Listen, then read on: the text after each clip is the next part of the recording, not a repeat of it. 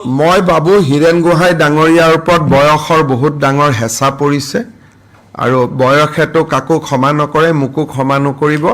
গতিকে তেখেতৰ সুস্বাস্থ্য আৰু দীৰ্ঘ জীৱন মই কামনা কৰিছোঁ। কিন্তু যোনে মিয়াসকলক অসমীয়া মানুহৰ বন্ধু বুলি ক'ব পাৰে, তেওঁৰ মতিভ্ৰম হোৱা বুলি ক'ব লাগিব। আৰু সেই ক্ষেত্ৰত কোনো অসমীয়া মানুহে ইয়াক নিশ্চিতভাৱে সমৰ্থন নকৰে। হীৰেণ গোহাঁই ডাঙৰীয়াই যি ধৰণৰ কথা কৈছে যে মাৰোৱাৰী বিহাৰী মানুহখিনি আমাৰ নহয়, মিয়াখিনি আমাৰ, শুনিও বেয়া লাগিছে আৰু শুনি মই হজমো কৰিব পৰা নাই। আৰু বিষয়টো মই পঢ়া নাই, মই ভাবি লৈছোঁ যেন এইটো হীৰেণ গোহাঁই কোৱা নাই। তেনেকৈ মনত এটা আত্মসন্তুষ্টি লাভ কৰি তাক অলপ বাহিৰ কৰি থৈ দিছোঁ মনৰ পৰা।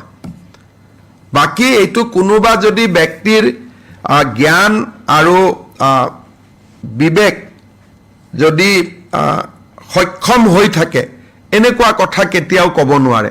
গতিকে মোৰ কেতিয়াবা মনত সন্দেহো হয় যে হীৰেণ গোহাঁই ডাঙৰীয়াই নিজে এইবোৰ লিখেনে কোনোবাই লিখি দিয়ে।